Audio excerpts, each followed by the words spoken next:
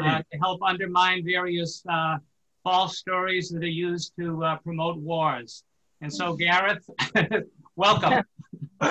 Thanks so much. And we have 49 people on the call, majority from Massachusetts, but a fair number from other states too.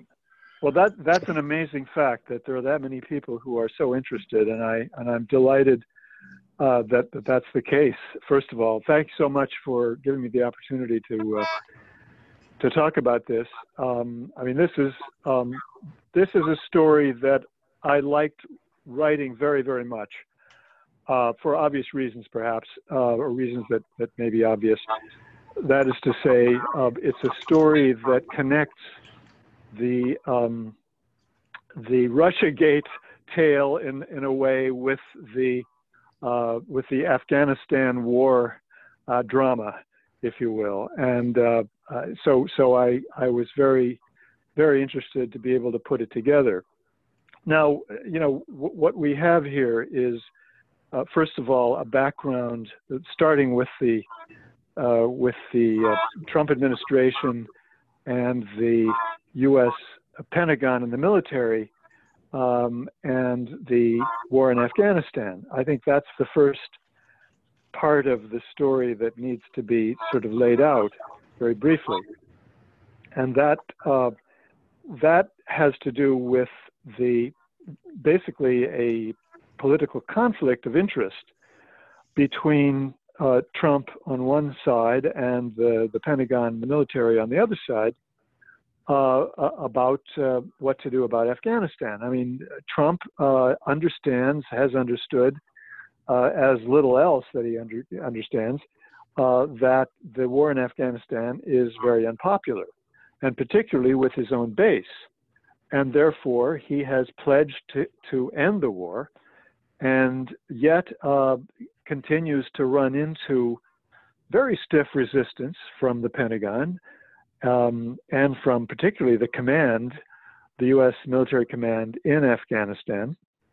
And they have various ways of delaying, various ways of resisting.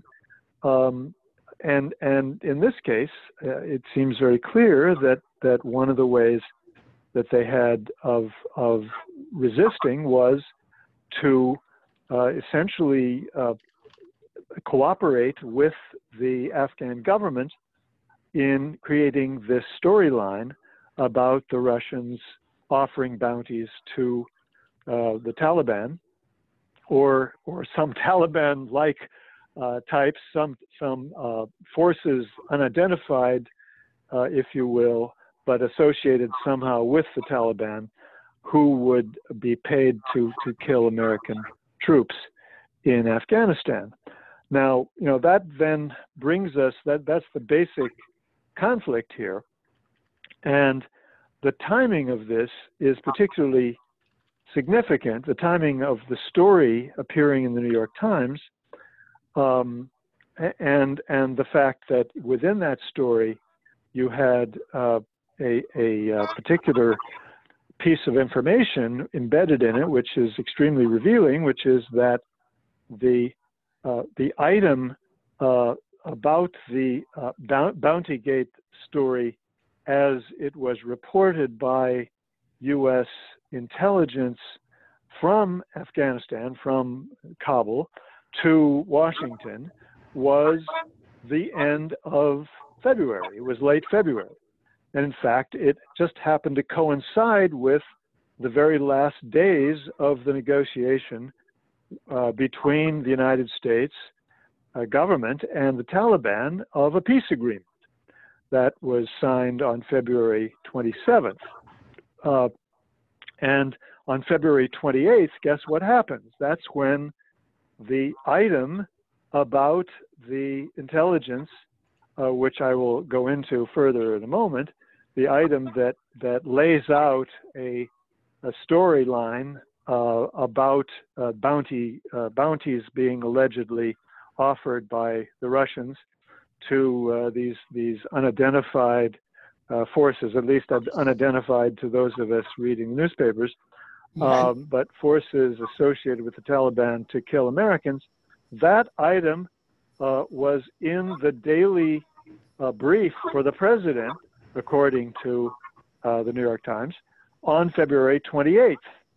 And so that is a very interesting coincidence, which I think is clearly politically inspired, because whether the president was briefed or not doesn't really matter. The fact that it was put in the brief by the CIA, which was clearly part of this move, political move, to keep the United States from reaching an agreement with the Taliban.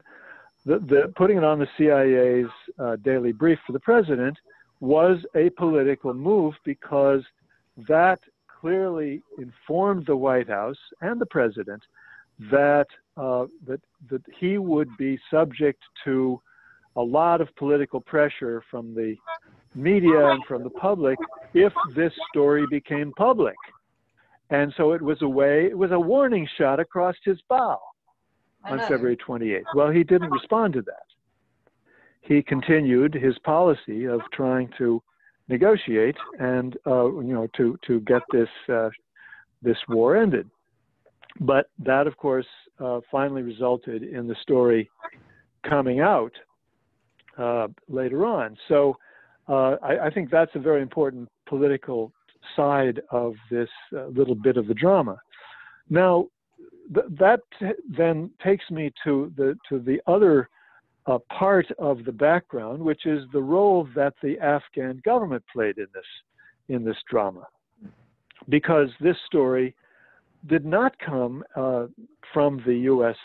intelligence service, from the CIA, or from the military people who were also reporting this story.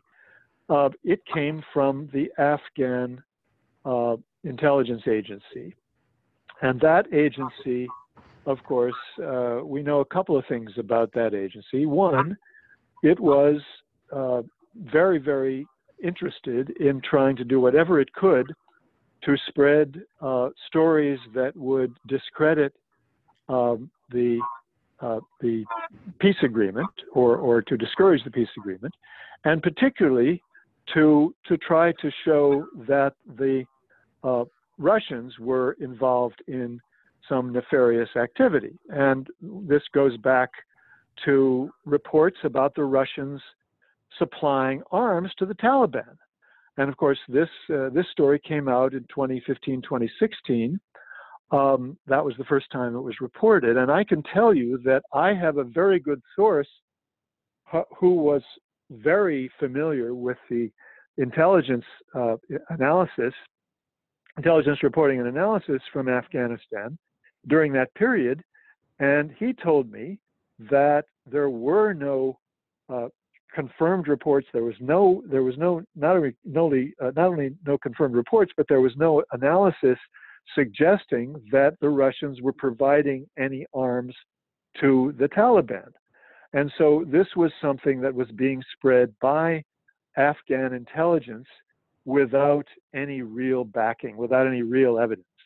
And so that's just part of the background that leads us then to the role that they played in creating this story about Bountygate, the story about Russian bounties, because what they did was essentially to arrest some people who they, who were just businessmen, who may have had contacts with the Russians, because, they included a businessman who had been a small-time drug runner, a drug seller, and who had done business in both Iran and in Russia.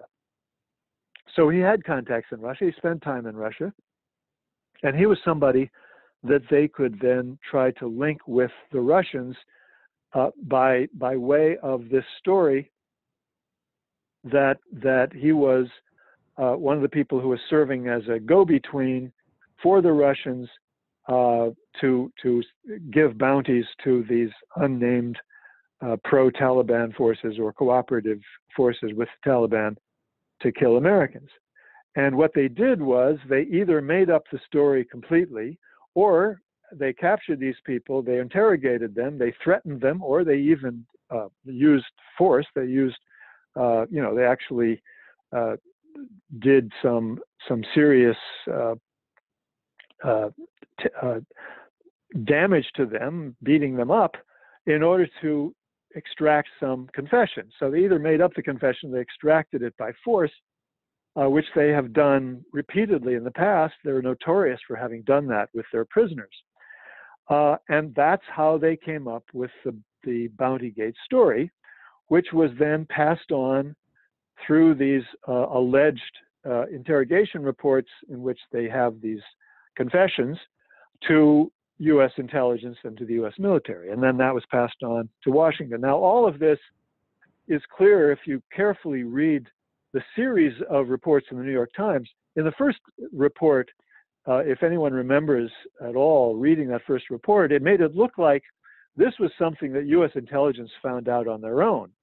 And they even talked about having found out that the Taliban had been found with $100,000 in cash in one of their safe houses that the military had found. Well, that turned out to be completely unfounded. It had nothing to do with this story. And in fact, the New York Times was misled by its source. So basically, I'm quite certain that this is exactly how it came down, that's how the story was, reached the intelligence agencies. And of course, the follow-up to this then is that when Trump finally was forced to have an NSC meeting about these reports, what they did was they decided that the intelligence agencies should actually give them an assessment of these reports. And we now know, because the Director of National Intelligence released a very short 4-page report on all of these assessments that tells us that the assessments were not too generous to the credibility of the report. Two of them, the CIA and the NSA, two of them, CIA and CIA and NSA were moderate confidence, and the DIA was even worse. It gave it low confidence. And so this sounds pretty bad to begin with, but if you know what moderate confidence means, it means that this information could be interpreted in various ways, and so that it shouldn't be used as the basis for any policy decision. And low confidence, well, that speaks for itself. That's really, they don't think that it's credible. So the intelligence agencies didn't really take it seriously. And that's really the bottom line here, that this whole story was a load of crap, and the New York Times was taken as suckers, as they have been by anything that had to do with the Russians for the last 3 or 4 years. And that's really the short version of this. I'll stop there, at least for now, and if anybody wants to raise questions or make comments, we can go from there.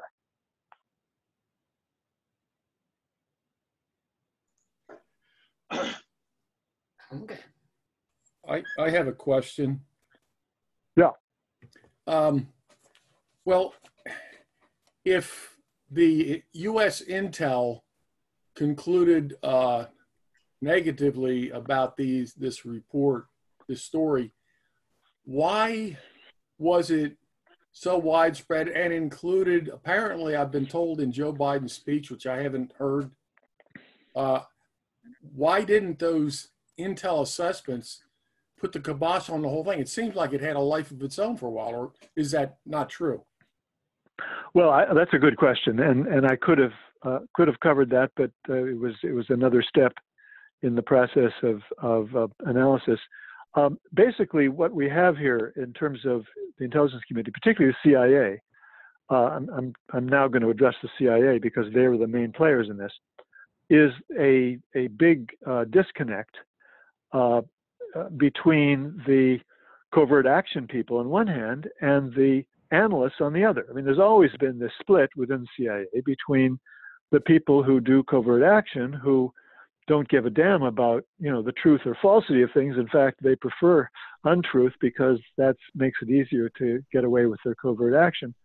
And the analysts, who are, at least in theory, supposed to ferret out the truth. Now, that's not always been the case, as I'm sure everybody understands, because there's been subtle or not so subtle pressure on the analysts at various times to comply with or to support the administration policy in their intelligence analysis or their assessment. We can all think of various major case studies of that, including the Iraq War, the run-up to the Iraq War. But in this case, the covert action people were the ones who were running the show or who were steering the CIA's position when it was passed on from Kabul to the agency, because the chief of station in Kabul is always going to be primarily interested in covert action. That's his primary interest. That's where the money is, and that's where most of his attention goes. So the chief of station had obvious interest in passing on this story from Kabul to the CIA in Washington. Now, from there, you had the senior people in the agency who were, had different viewpoints, but none of them were essentially analysts. And it didn't get to the analyst, as I say, until after the NSC met and decreed that they wanted a serious assessment from the various agencies. And so at that point, it went to the analysts, and they took a look at it, and they saw that it wasn't really serious at all. And so I think, at least that's my explanation for the disconnect there between the two. When was the timing? Was that after or was that before Biden's speech? Do you know, Gareth? Or I'm trying to remember, which speech are we talking about now? I think it was his acceptance speech at the convention, I believe. He apparently spoke about this in that speech. Yeah. This was before that. We're talking about May.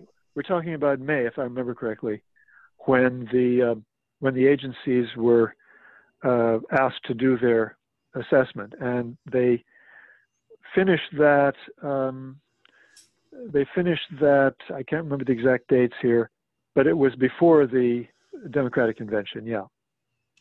All right, next we're going to hand it over to Joe Gerson, who has a question. And before we get into that, I just want to let everyone know that if you'd like to ask Mr. Porter a question, just hit the participants button at the bottom of your screen and click raise hand. And you can also just let me know that you have a question in the chat, and I'll put you online. Take it away, Joe. Yeah, I'm sorry that my phone over here is ringing. I hope that's going to stop quickly. So Gareth Joseph Gerson, it's good to be hearing you and to be following your work as it goes on. I actually have two questions. In looking at the story, one of the questions I had, which I'd love it if you could share some light on it, was you were talking about the role of the Director of National Intelligence in raising questions about these reports. Right. And a question or a concern that I had was his recent appointment as a Trump, basically a totally unreliable Trump crony. So I'd appreciate it if you could illuminate that. The other question I have is, I know it may be difficult for you to be very precise about it, but I'd love to know what you can tell us about your sources. Okay. First of all, thanks, Joe, for that good question, and for your interest in following my work as well. But the question about the Director of National Intelligence, of course, you're right. He's a guy who's a thorough supporter of Trump. That's the only reason he was named. He's a political hack, if you will. No question about that. And therefore, I certainly wouldn't trust anything that he would say of substance, trying to address a substantive issue of intelligence. But in this case, what happened was he simply said, we want the various intelligence agencies to give us their assessment. And that is somewhat of a different storyline from his personally saying, here's what I think happened. And so I don't think it invalidates the assessments that we got from the different agencies. And I think that their assessment certainly was more in line with what we know about the reality here than what we got from the New York Times, which supposedly came from their sources. And when you ask me what my sources were, basically it was a careful reading of all of the New York Times articles and noting the ways in which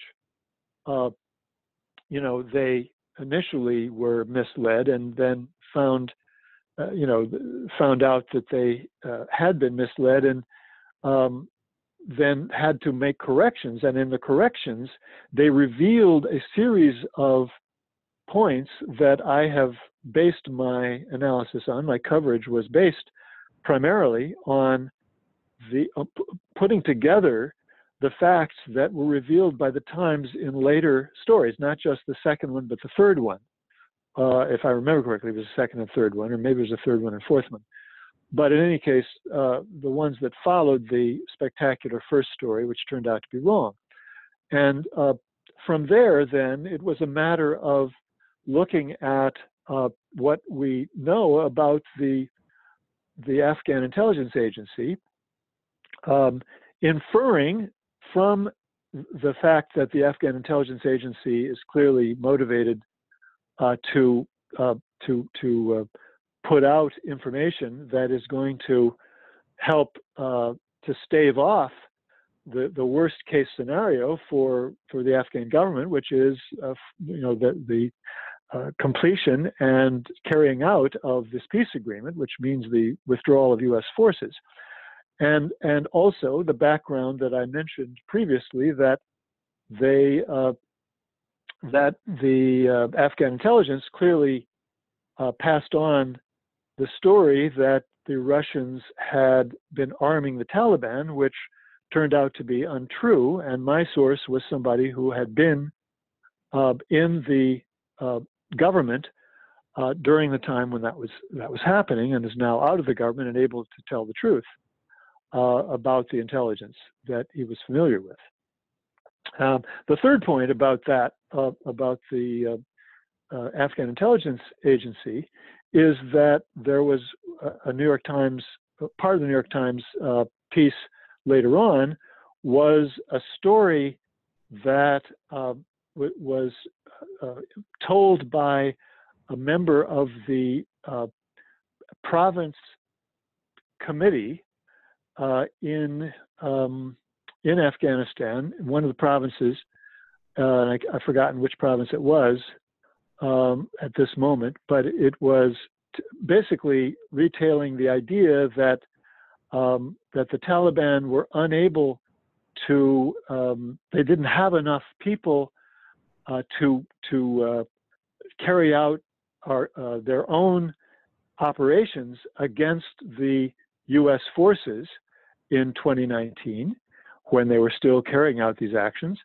And therefore they had to count on these independent people who they made a deal with. And, this was clearly something that this guy was relying on Afghan intelligence to pass on to the New York Times. So all of these things were adding up to the key role that Afghan intelligence was playing. Now, I'm not sure if I've covered everything in terms of explaining the process by which I came up with this story. There may be other loose ends here that I haven't covered. If there are, if you think of something, let me know, and I'll see if I can account for that as well. Thank you. Yeah. All right, next in line, we have a question from Richard Krushnick. Go ahead, Richard. I was wondering what the source was for the moderate and low confidence assessments for you, and what is the link between this whole story and Trump's recent remarks about the Pentagon liking these wars and keeping the military contractors happy. And if you care to opine, what would actually, and if you know anything about what are the current numbers of U.S. Troops and private contractors in Afghanistan? And lastly, if you care to opine, what do you think would be the consequences if the troops were all withdrawn? And I'm assuming that even if they were, the contractors would remain, but whatever. Okay, to begin with, yeah, the source, I should have answered that part of the question previously, and I didn't. The information about the different intelligence estimates came from this report, which we do not have the actual report, but we have a report by the New York Times based on their having seen it, and it was a report, as I say, that was issued by the Director of National Intelligence, a 4-page report summarizing the outcomes or the bottom line of the various intelligence agencies' assessments. So the Times actually was simply summarizing this 4-page report, or at least what they saw of it. Let's put it that way. And then the second part is, the second part of the question was, I'm sorry, now I'm blanking. What are the actual troop and contractor levels in country right now? Oh, I don't know the answer to that, but I can tell you that that as U.S. troop levels go down, contractors are going to be disappearing equally rapidly, if not more rapidly, because contractors, to a greater extent than U.S. military, are dependent on the troop presence, and I don't think the contractors are going to be able to continue on their own without the troop presence there on the ground. That's my understanding. Okay. The next part was, what does this have to do with Trump's remarks the other day? Right. Good question. Because it was a very interesting statement to make, and I tweeted about that, saying, if it had come from anybody else, if it came from anybody with real principles, it would have been very exciting, and we could roll up our sleeves and say we've got a struggle here that we can carry on. As it is, I'm afraid we can't say that, because Trump essentially just does not have the intelligence or the perspicacity or the character to carry on a struggle of any sort against this kind of military activism or interventionism.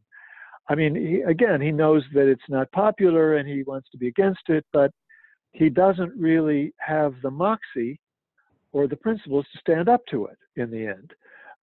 And therefore, I mean, I think this is just another one of those data points that doesn't add up. It's not part of a broader pattern that really offers any hope that that we can count on him to do more. And by the way, I mean, we know that this agreement is not going to reach the point of withdrawal until after the election, obviously, and therefore, if Trump is reelected, we don't know how he's going to react.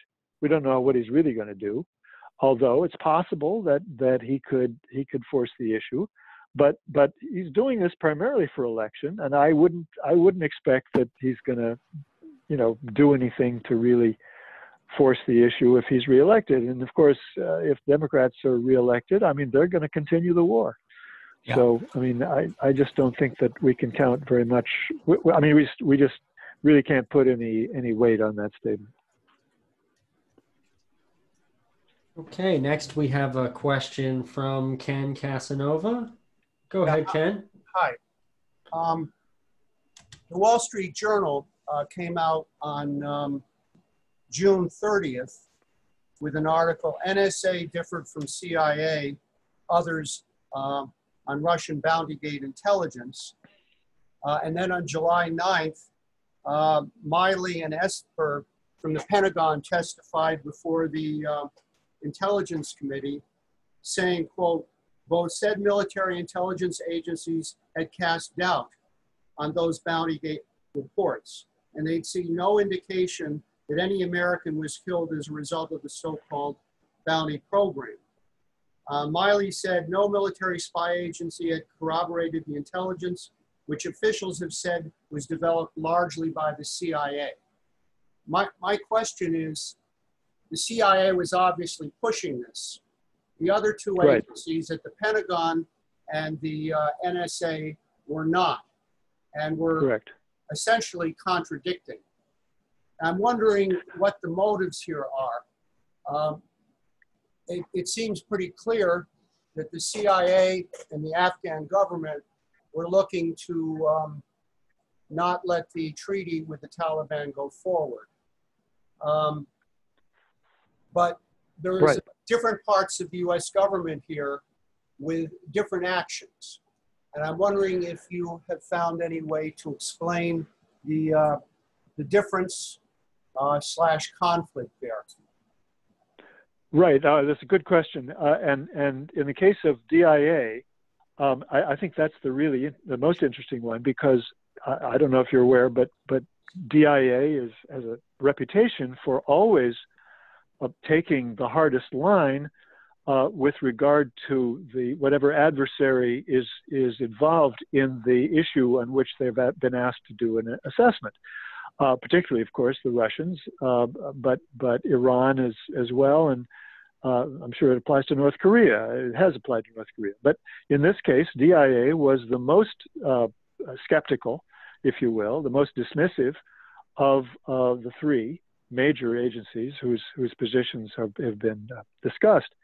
And I find that really interesting, and I don't have an explanation for it, except for the fact that this must have been really bad stuff. I mean, I think that's what it tells us, that this was a completely, totally non-credible account, and they were just not willing to abase themselves to the point of giving their approval for it.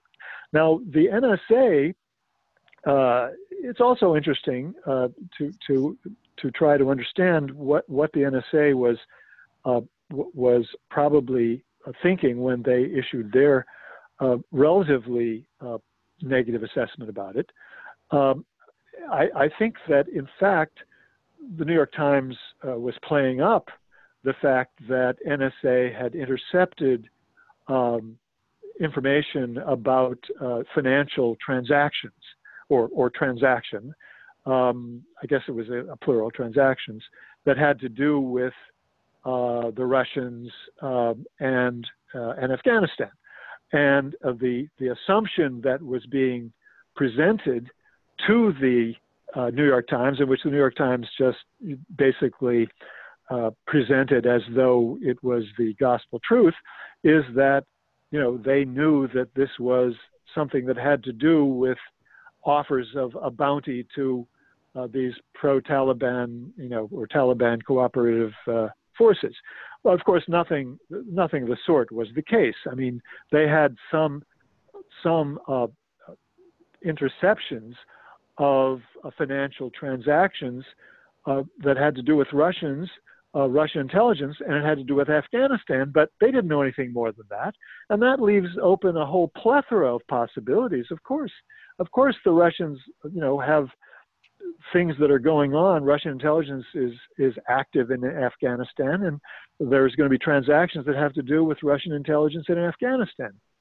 But it has nothing to do with, you know, sort of approval of any sort of tale of Bountygate. And I doubt if NSA said that in their initial reporting on this at all.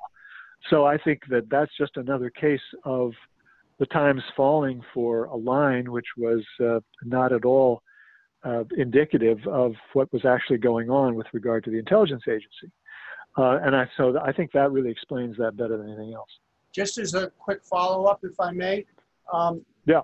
Still, Esper, as Secretary of Defense, if more areas of the Pentagon wanted to scuttle the treaty, they would not allow the DIA to contradict other major parts of the Pentagon. And Esper came forward and he espoused the DIA position, but it must have been. So I have to wonder if the military, at least in the Pentagon, was not as gung-ho, so to speak, about scuttling the treaty. And the NSA, too, is part of the whole national security institutionalism. And if they were interested in supporting the CIA's efforts, they perfectly well could have at the top level. So it seems here that the CIA, I'm just wondering what parts of the government, or the national security bureaucracy, were not quite on board with the CIA and why? Yeah, another good question. And I would agree with you that Esper, certainly at the time that he made that call, was clearly responding to pressure from the White House, and he knew, what he had to do. So, I mean, there's very little ambiguity about his motivation for doing that.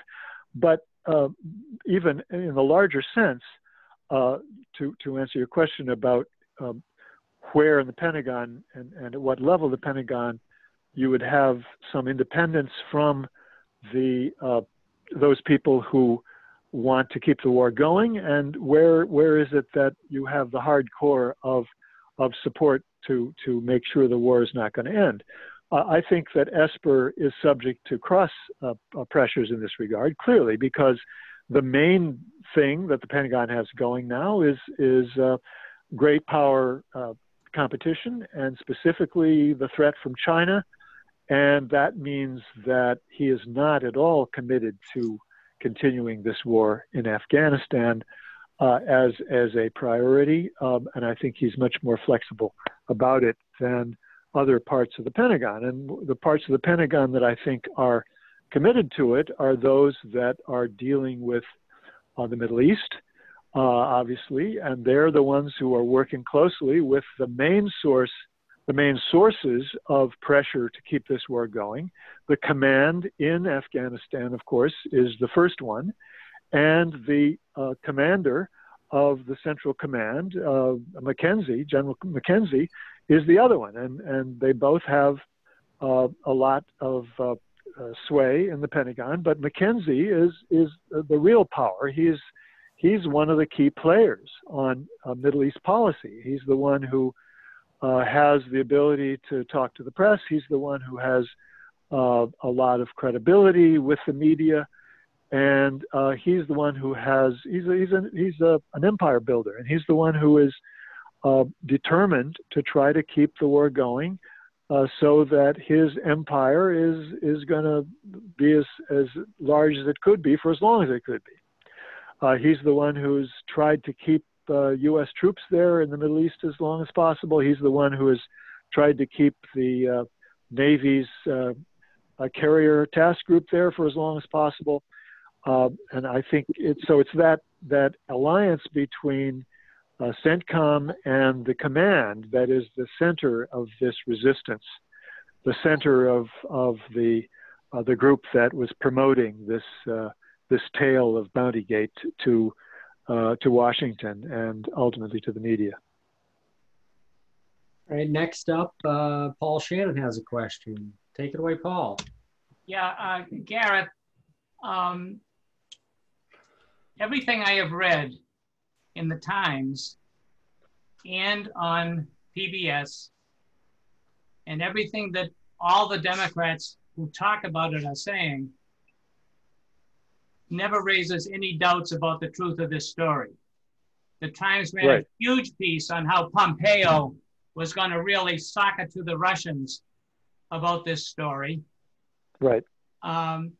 And now to have Biden in his acceptance speech at the Democratic National Convention insisting on the truth of the story and showing how it proves that Trump is in league with Russia, which obviously is going to be the line that Trump is going to claim that Biden is with China and that Biden is going to claim that Trump is with Russia. Right. I mean, isn't this taking a little bit of a chance, given the objective fallacy of the story, for Biden to go out that far on a limb to hang it around Trump's neck and for the Times to keep on doing it? Well, I mean, from the point of view of both the Biden and the Democratic Party leadership on one hand, and the Times on the other hand, they don't regard it as a leap. They don't regard it as a risk, because I mean they're both true believers. I have no doubt that they're both absolutely believers in this story. I mean, we are up against a situation where there is a religious belief, a religious style belief in the concatenation of narratives that fit together around the Russiagate and the Russia Bountygate story. These are both matters of extreme commitment by the people behind it, and the people who have put their careers on the line, their reputation on the line, both in the Democratic Party and in the media. And this is not a new phenomenon. This is something that we've seen for many years now. It's gotten worse. It's obviously gotten much worse in the Russiagate era because of the consequences of it, as well as the degree to which it has been pumped out in such a systematic and authoritarian fashion. We might as well face the reality. We're facing the development of the kind of control over news that we've associated in the past with totalitarian governments, with the Soviet Union and China. I mean, there are distinctions, obviously, but the similarities are quite striking. I mean, that's the way I look at it. And I think that's really the thing that we all have to think very hard about in terms of strategies for trying to operate to be activists in this kind of society, because that's what we're going to face until there's a break of some sort that makes a change. Thanks. I see that Medea has a question in the chat. Would you like to just go ahead and ask it yourself? Sure. I hope I didn't miss you saying this, Gareth, because I didn't hear the whole thing. But why do you think the generals want to keep the war going, Afghanistan and others? And, is it what Trump said about how they're tied into the weapons industries, or are there other reasons? That's a very good question. I did not address that, Medea, in fact, but I'm glad you asked it.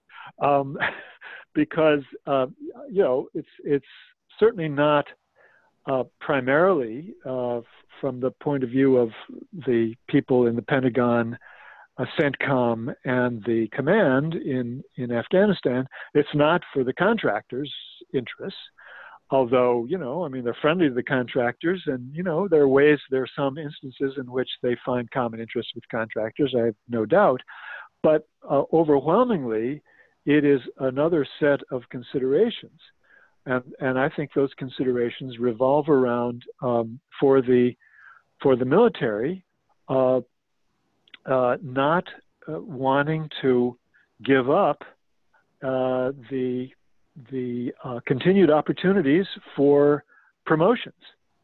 I mean, as long as the war in Afghanistan goes on, it's generating promotions to colonel and general.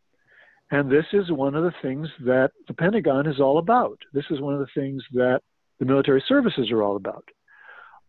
Their main constituency is their officer corps, if you will. And the officer corps is constantly, looking for ways to, advance their rank.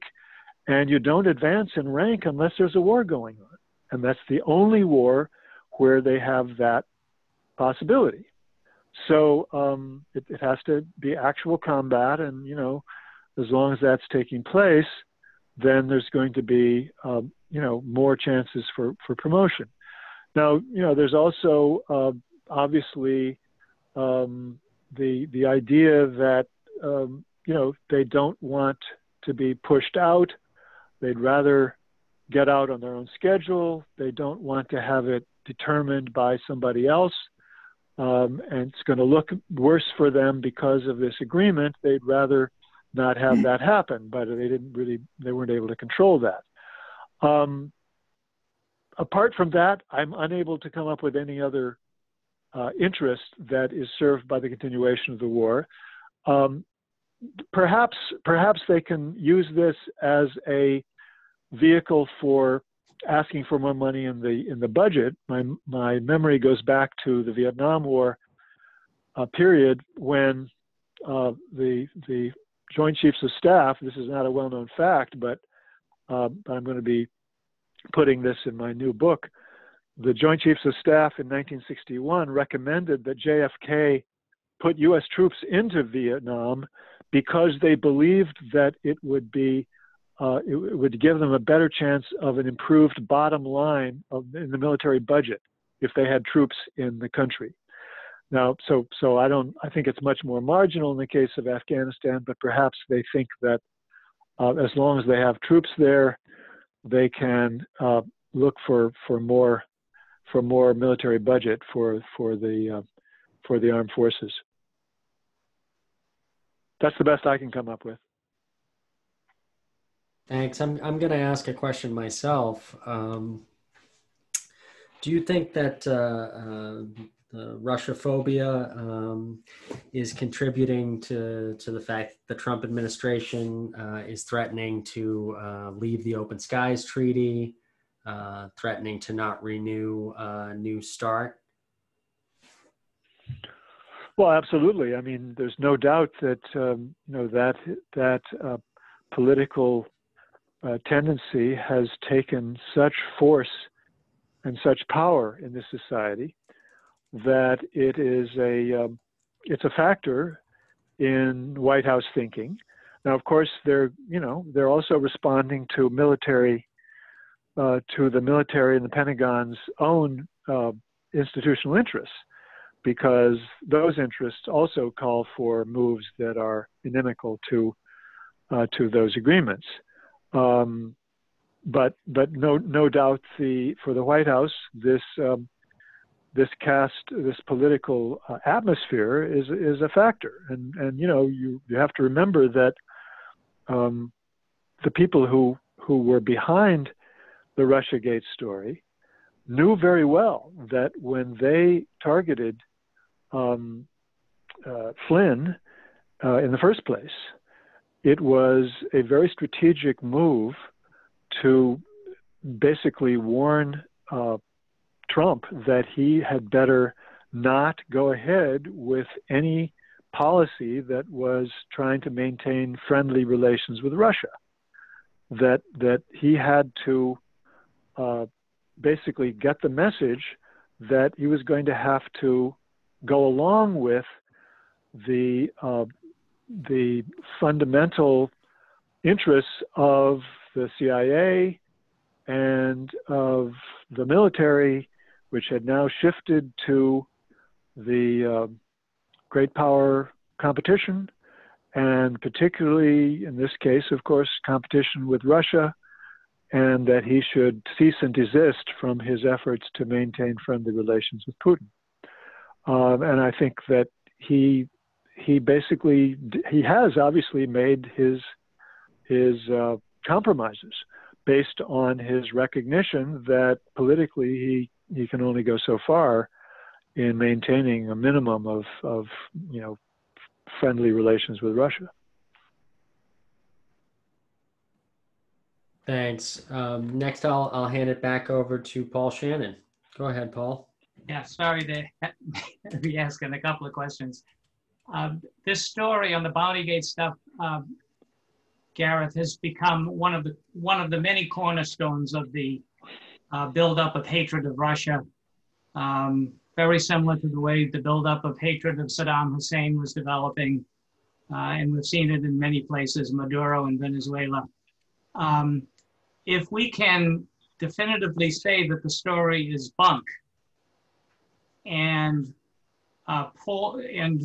create questioning, serious questioning, that the story may be motivated not by what's really going on, but to support particular policies. It just seems that in doing that, we might be able to pull a significant chunk out of that anti-Russia story. Wondered what you thought about that. Well, absolutely, I agree, of course, that anything that can be done to break any of these major aspects of the Russiagate phenomenon, the whole offensive that has been underway for so long now and still has enormous power politically, is going to be very valuable in creating whatever space it's possible to create for alternative thinking.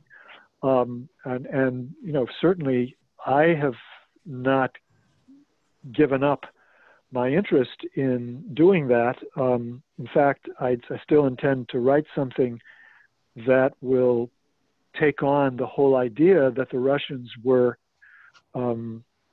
arming the Taliban. That's still a story that I haven't written. I'm going to do that. And that will also get into the role that, how did that story arise in the first place? I mean, clearly the commanders in Afghanistan had their own vested interest in promoting it, and they were relying on unconfirmed reporting that was coming from Afghans. And so I will try to get into that further. And I think that there's also a background here that has simply escaped the media almost, I would say, 100%, which is extremely important to understand. And that's something that I will try to weave into this story. If I can't do it, then it'll be another story. But it is the actual facts about Russian policy and interests in that part of the world. Afghanistan and its neighboring stands are of interest to Russia, not in order to try to humiliate the United States, as have so many, including the New York Times, were ready to put out, or anything of the sort, but rather their interest was to try to do their best to oppose and to weaken the role of Islamic extremism, Islamic terrorism in that part of the world. That was what they were completely obsessed with, for obvious reasons, because Islamic terrorism has been a problem for the security of Russia itself. And they may not have handled it very well, but there's no doubt that that is a serious concern, a very high concern for the Russians. And one can, I think, very well come up with a very different analysis of what the Russians were doing during that period, which had nothing to do with supporting the Taliban in order to get them to do something bad against the Americans, but rather to support the Taliban to the degree necessary to help influence them, to have as much influence with them as possible, to work with them against Al-Qaeda and ISIS and other Islamic extremist groups in that part of the world. And so that's an extremely important part of the story that has clearly not been covered, and which totally it simply contradicts the whole thrust of Russia, of the Russian Bountygate. Thanks. Next, I'm going to turn it over to Steve Gallant, who has a question. Gareth just answered my question, which was, how could Russia not do something against the U.S. in Afghanistan after what the U.S. did to Russia in Afghanistan? You know, there's a whole movie about it, Charlie Wilson's War, proud to do that. But you're saying that the worries about Islamic extremism trumps, no pun intended, that.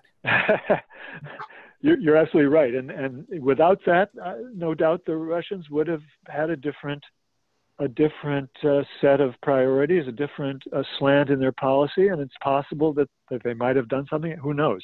But that was not the case, and I think that's another, again, it's part of the story that really needs to be gotten out there. No question about it. I see that Desmond has another question.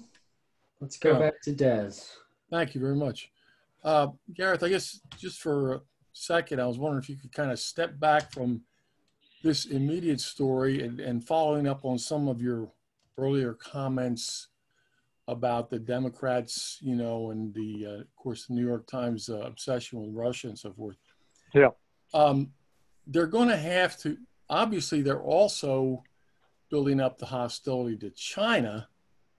And how do you have any thoughts as to how they're going to, say Biden gets reelected, you know, how are they going to, are they just going to go full throttle at both of them, or what do you think would be their priority? How would they handle the two opponents they've picked out? Yeah, that's a great question, and obviously there are some ambiguities here about what to expect.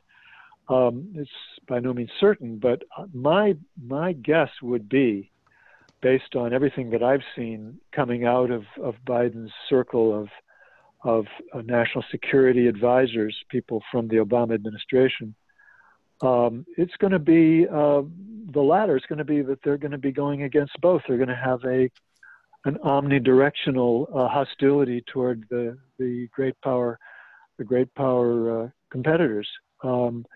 They're not going to chum up with the Chinese. They're not going to seek a settlement. They're not going to start negotiating with them. They're not going to ease their view that the Chinese are aggressive and have to be met with more U.S. power in that part of the world, U.S. assertion of its power in that part of the world. I think this is tailor-made for a continuation of the situation that they will face, and pretty, I would imagine, is tailor-made for a continuation of the kind of policy that they had toward China in the latter stages of the the Obama administration, which was, it was a hard line. It was a pivot to China. It was going to be, start moving more of our forces to the Far East, away from the Middle East, because that was not as profitable as it would be to start, fixing ourselves for the confrontation with China in the long run. So yeah, I think it's a good bet that they're going to be both anti-China and anti-Russia. Thanks. I'll throw it back over to Ken. Ken, you have another question? Yeah, along the same lines. Susan Rice had an op-ed column in the Times about a month after this story broke, maybe 3 weeks. She said, most recently, we see that even Russian efforts to slaughter our troops do not faze the president. Now Mr. Putin knows he can kill Americans with impunity. And she goes on and she references Trump, a tyrannical president who is actively advancing our arch adversaries' nefarious interests. So I think it's true to say that this Bountygate story is part of a line or a progression of anti-Trump projects, major projects, you know, partly from Russiagate, and now with Bountygate with several in between, and now, of course, the last one being that 3 anonymous sources in terms of the Atlantic made all these claims in the middle of an election. I am not for Trump. I hate Trump. But you have to make an argument based on truth and merit. So the question, so this is a democratic project. Pelosi herself said in terms of the Bountygate, things could not get worse. Of course, things could get a lot worse. Yeah.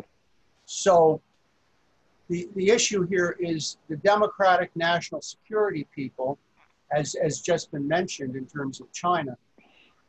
I guess I wonder if you were in Afghanistan or the Middle East, who would you vote for?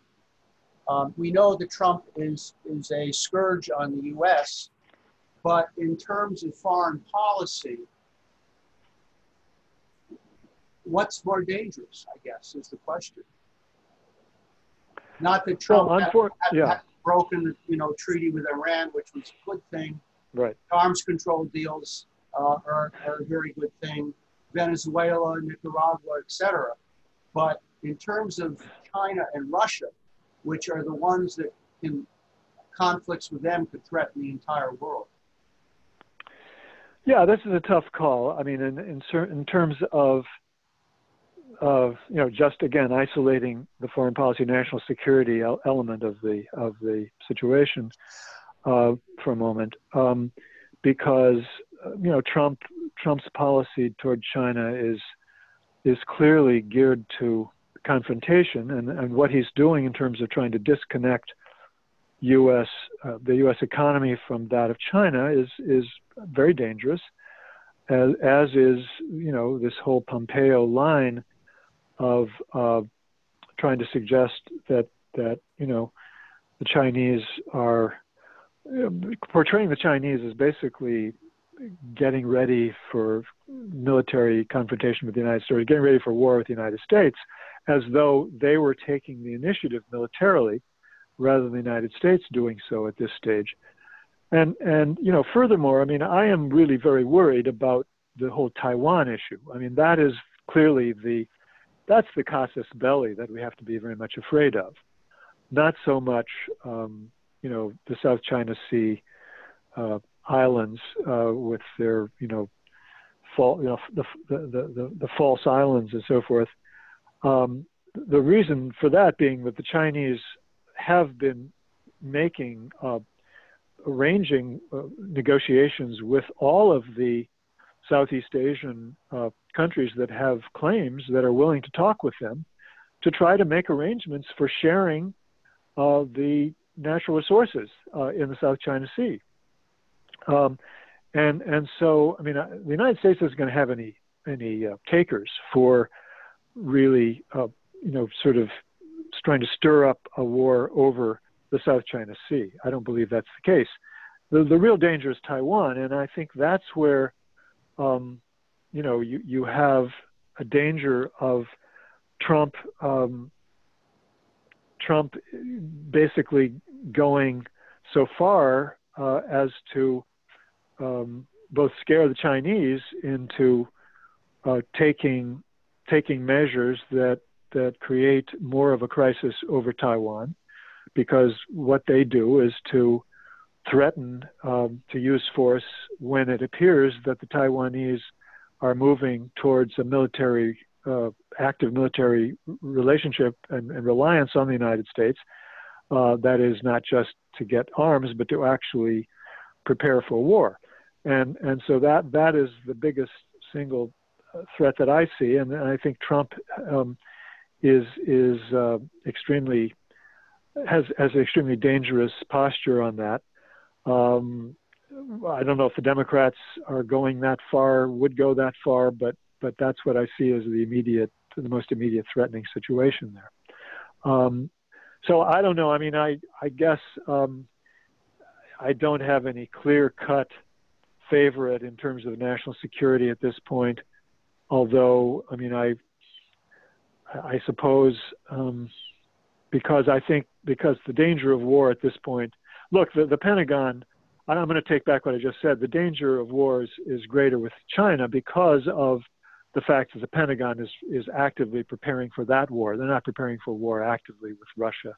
They're preparing actively for war with China. And so over the next several years, that's really going to be the most dangerous policy issue. And on that, I think Trump is at this point, he's no better than the Democrats. I don't know if he's really worse, but he's certainly no better. That's about as far as I'd want to go. Go ahead, Paul. Okay, well, I want to thank everyone for hanging in there through our technical difficulties, and I especially want to thank Gareth for making all those attempts and finally getting through, and for his presentation tonight. I do want to remind people that Gareth has a new book out. I don't know, Brian, are you able to put it up? That would be great. Well, while you're looking at that, I'd love to just add my thanks to all of you for your interest and to Paul for having arranged this. I'm really sorry for my role in delaying this. I have no idea what happened, why I couldn't seem to get in, why I didn't get the right formula for getting in, but I was beside myself with anxiety and being upset about it. I'm sorry about that. Well, it's kind of amazing that it worked out. But here is the new book. But it was an amazingly great set of questions. Thank you for that. If you want to learn more about this Iran crisis, this is the book to get. Gareth, could you just explain who your co-author is on this? Right. This is the CIA Insider's Guide to the Iran Crisis. That was the title that John Kiriakou had already agreed to with the publisher Skyhorse Books before I became involved in it. And so when I became involved, there was no possibility of changing it to a more, shall we say, salubrious title from my point of view.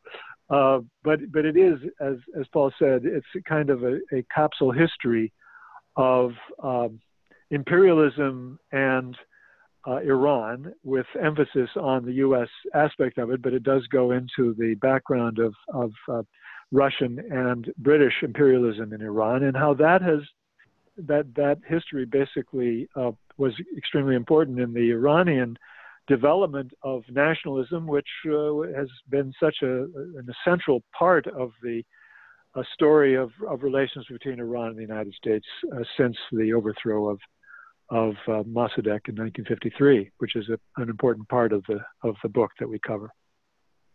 But we cover right up until the beginning of this year, and it was left with the question of how Trump will handle the problem of potential conflict with Iran, or doing something else under the circumstances that prevailed before COVID-19, before the unfolding of everything else that we know that's happened since then. So I mean that's what we try to do. Okay, so that's a book for us to keep in mind. That's for sure. And Gareth does put together these investigative reports every now and then. If people want to get those reports, you could let me know or let Brian know, and we can send your contact information to Gareth. Also, let me just say that I'm now writing. I'm writing basically solely for Gray Zone, a Max Blumenthal's site, which is in fact an investigative journalism site, and so I'm very happy to be part of that. That's where I'm doing all my work now. Great. So once again, thanks everybody. You'll all be getting more information from Brian tomorrow regarding tonight's presentation.